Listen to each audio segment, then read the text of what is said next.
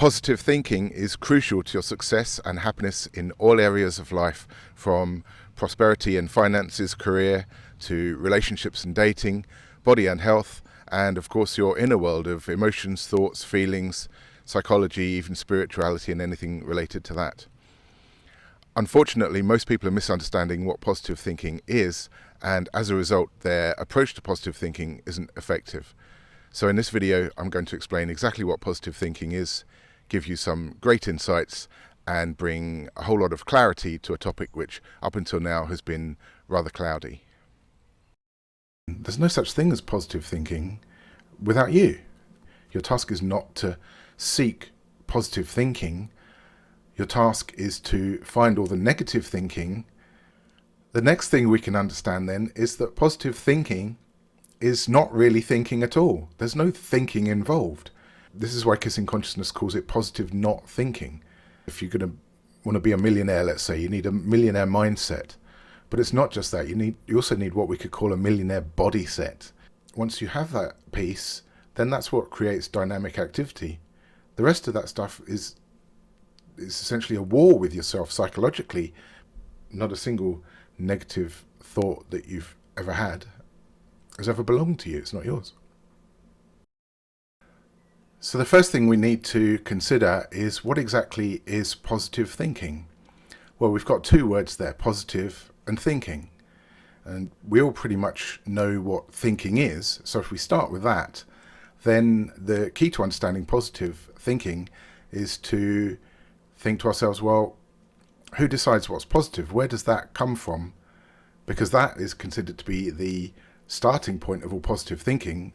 Somebody somewhere has decided what constitutes positive and what doesn't. Is it found in nature or is it found somewhere else?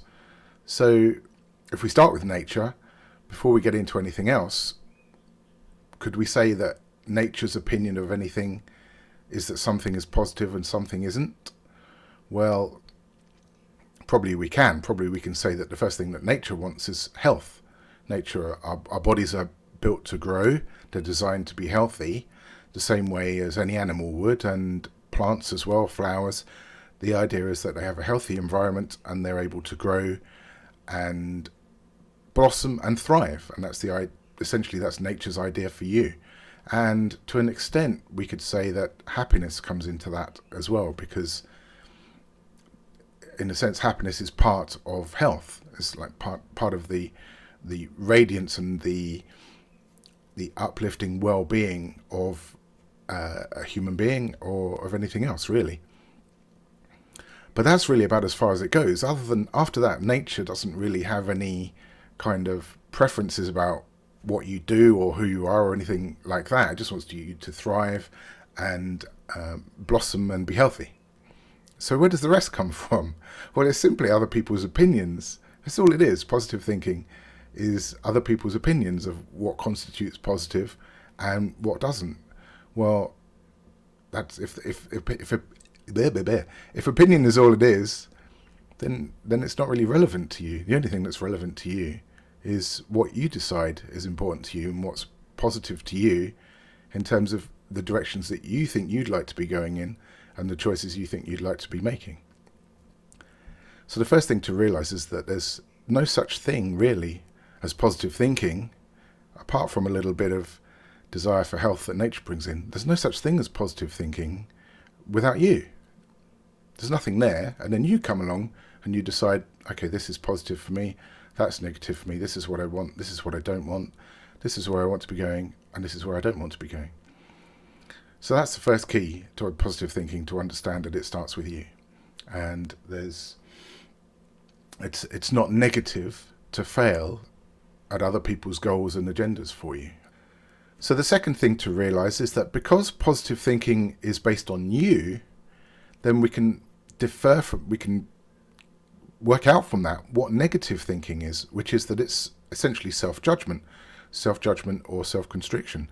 And that's why Kissing Consciousness uses this table. As you can see here, we've got what we call the binary table. So on the left is love consciousness, on the right is fear consciousness. And so those represent self-acceptance and self-judgment or self-constriction respectively. So in the fear consciousness, that quality is something akin to somewhere between self-judgement and self-constriction. So that's essentially what negative thinking is. It's that any thoughts or feelings that go along with that kind of sense. And this is also why we have the Kissing Consciousness tool. If you haven't used this before, it's simply 2 questions that you can use to get rid of any self-judgments that might be lingering within you. So the first is, would you like to let that go? And the second is, would you like to ask your body if it would let that go? And so anytime you feel any kind of heaviness in your body physiologically, or in your thoughts or your emotions, anything like that, you can just ask yourself if you'd like to let that go. And if so, would you like to ask your body if it would like to let that go? So what we have then is a concept whereby positive thinking is based on your true self. And sometimes people can have resistance to this. But the reasons for those are not really to do with positive thinking. These are to do with sometimes people think that who they are isn't good enough. And so they kind of have some resistance to this idea that positive thinking is based on who they are. Or the other thing might be that they are unhappy or depressed about their sense of who they are, because that's been given to them or told to them who they should be. If you're unhappy about any sense of what constitutes that version of who you are, then that isn't who you are. That's something you've been told, something you've been taught to believe is true for you. And that's exactly why it's unhappy. That's why it brings that unhappiness, because it's not true for you. So once you recognize that, you can ditch what's not true and leave what is true, and then feel more able to align with this idea of what positive thinking really is. This is why we have the Kissing Consciousness tool. 2 questions. Would you like to let that go? And would you like to ask your body if it would like to let that go? Which is what those 2 questions you can use anytime you're feeling heavy in either your body, in your physiology, or in your thoughts or your emotions. You have any kind of sense of stuckness or constriction. You can just ask yourself those 2 questions about whatever it is that's arising in you. Would you like to let that go? And would you like to ask your body if it would like to let that go? So the first question is addressing your conscious mind and your free will to find out simply what your choice is about what you'd like to do. And the second question is directed at your subconscious mind, which is also your body. So we call that the subconscious body mind. So essentially you're asking the body if it would like to let any constriction go from the nervous system and from the sort of muscle memory, as it were. The next thing we can realize then is that positive thinking is the absence of negative thinking.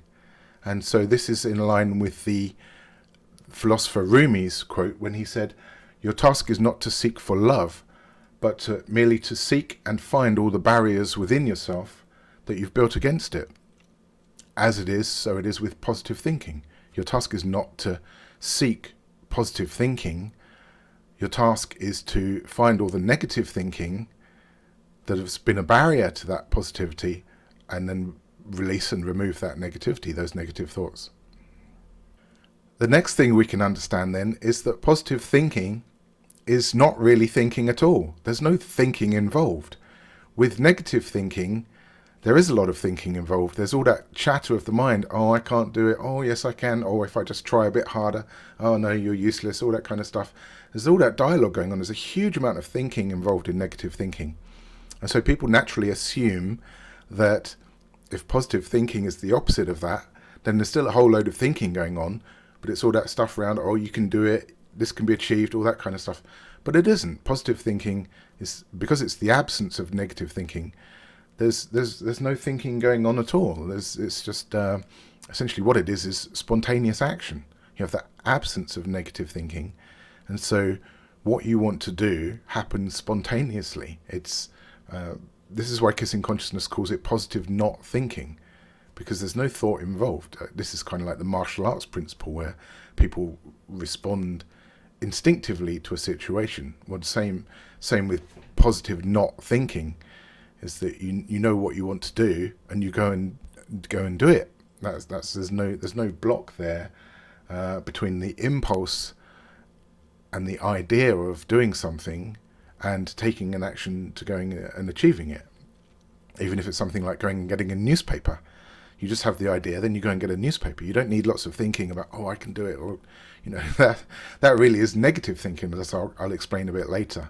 And so positive thinking is as I say, positive not thinking is the best way that Kissing Consciousness uses to describe the absence of negative thinking. And so we can see that in an updated binary table there with the love consciousness and the fear consciousness. So we'll rename that positive thinking to be positive not thinking, as the opposite of negative thinking.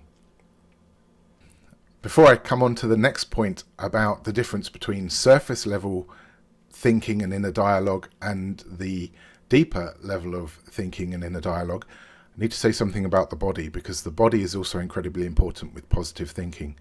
So you might think of an obvious example. If you're going to want to be a millionaire, let's say, you need a millionaire mindset. But it's not just that. You also need what we could call a millionaire body set.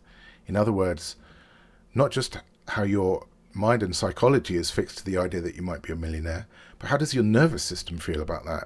Because if you've got a mindset that you can achieve something, whether it's financial success or relationships or health, anything to do with that, the body, then as well as having the mindset, we need the nervous system to be comfortable with the idea as well.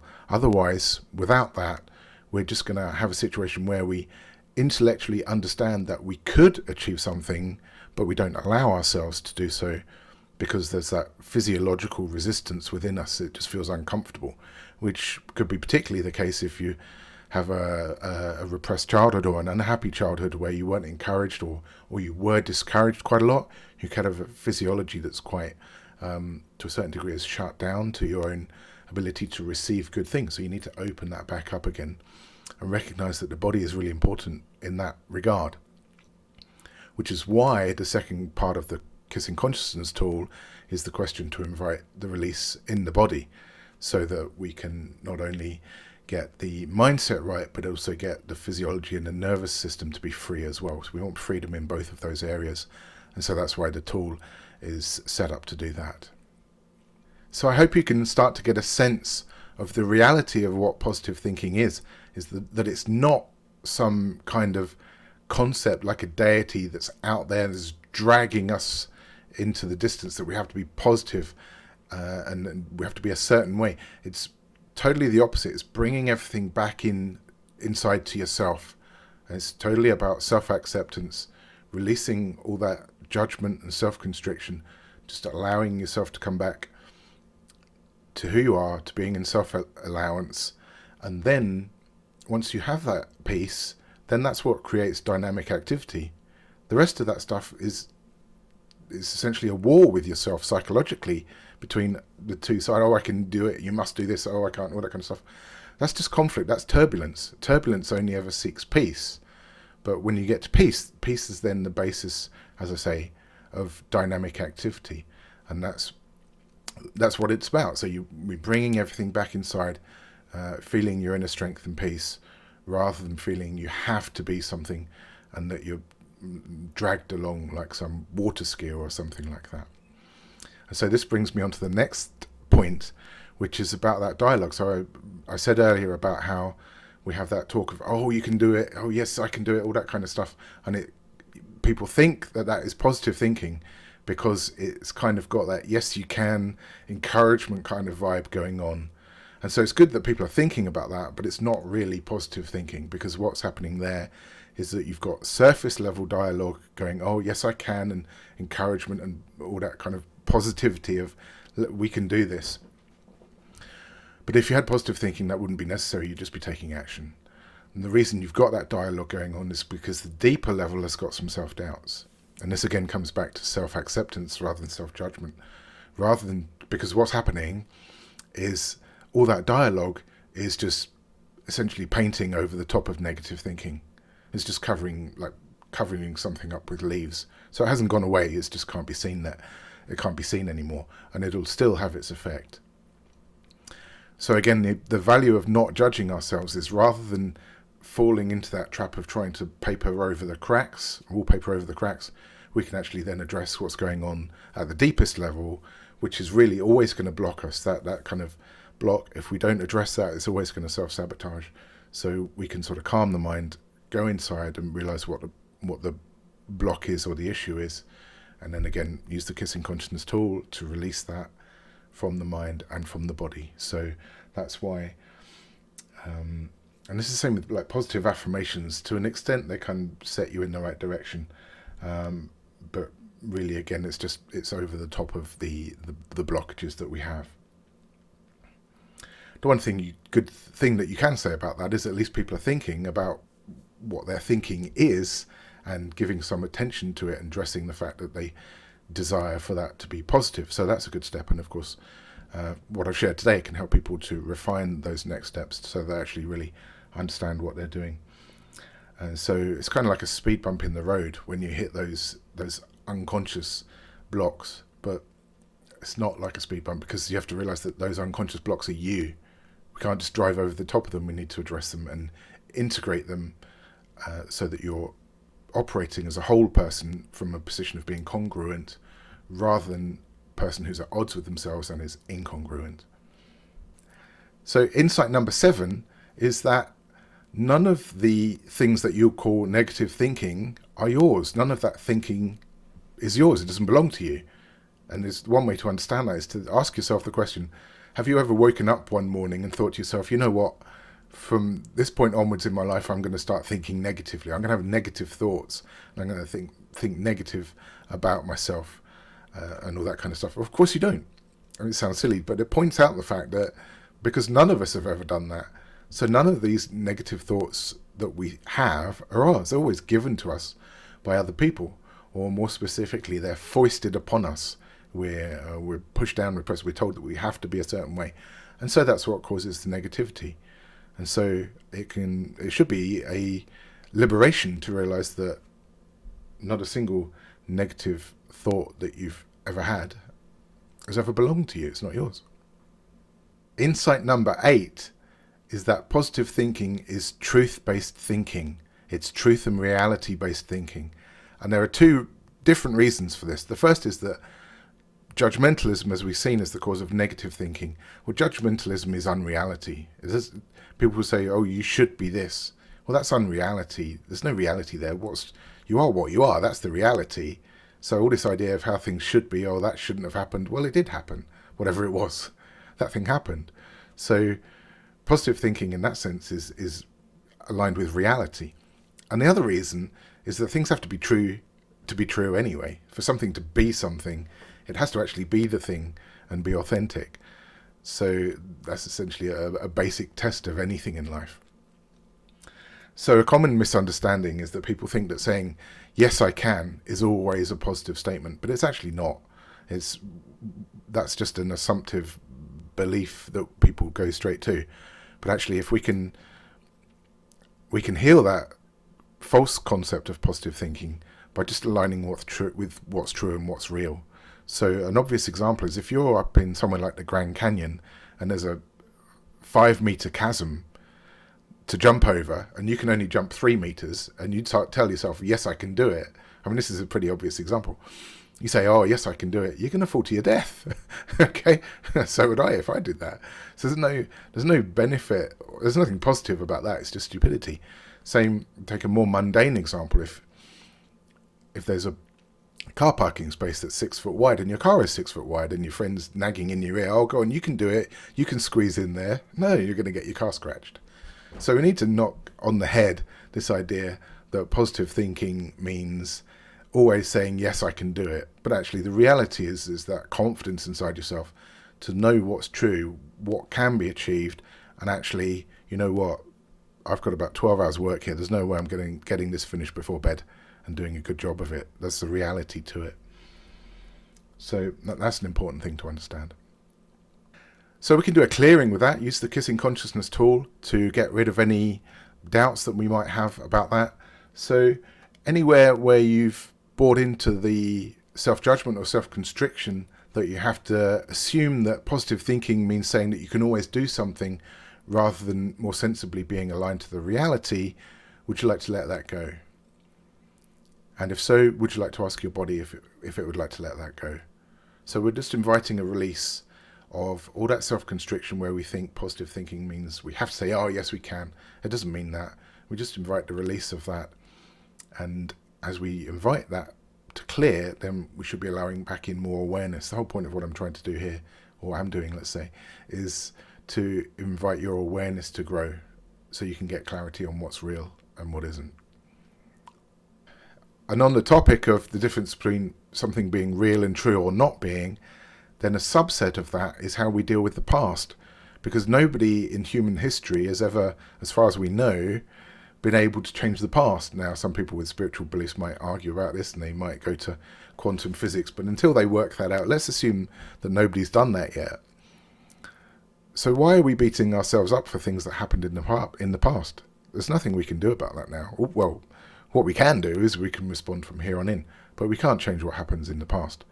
So that's where, again, positive thinking is aligned with truth and reality. So we can let go of that as well.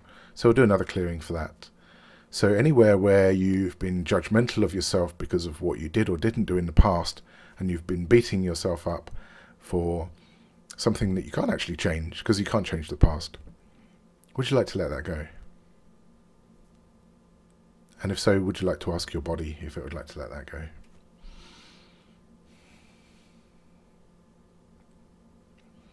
I think we're on to the 10th point now.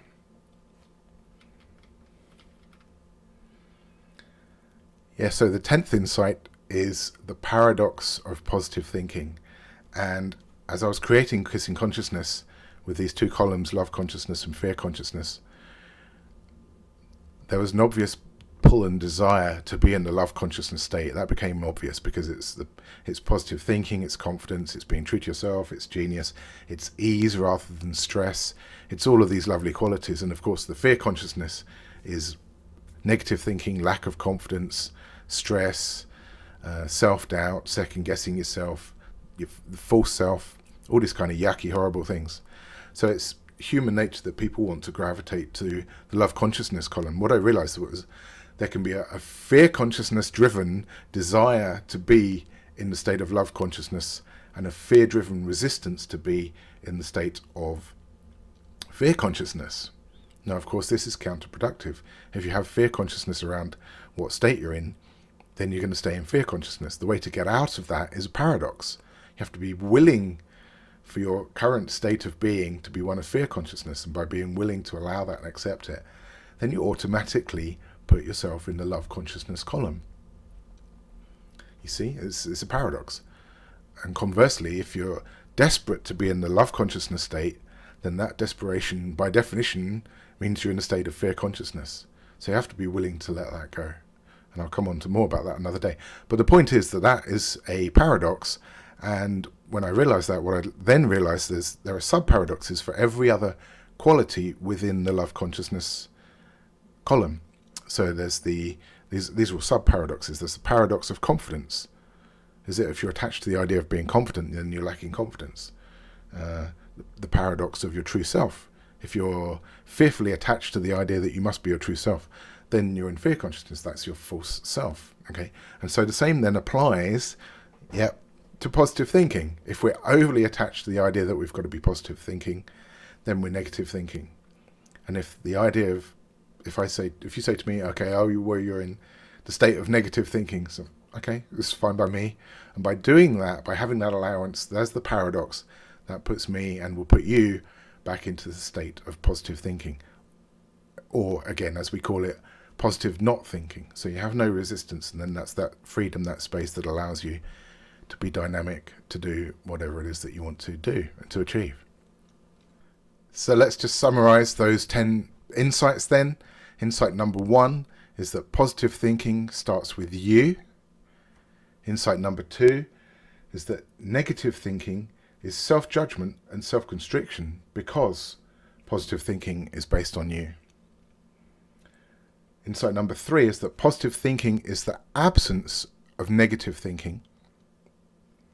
4, positive thinking is not really thinking at all, or what Kissing Consciousness calls positive not thinking. Insight number 5 is that the body is equally relevant to positive thinking as the mind is. 6, surface level, supposedly positive thinking is actually an imposter. That's negative thinking in disguise. Insight number 7 is that none of your negative thinking is yours. Not a single negative thought that you've ever had has ever actually belonged to you. 8, positive thinking is truth-based thinking.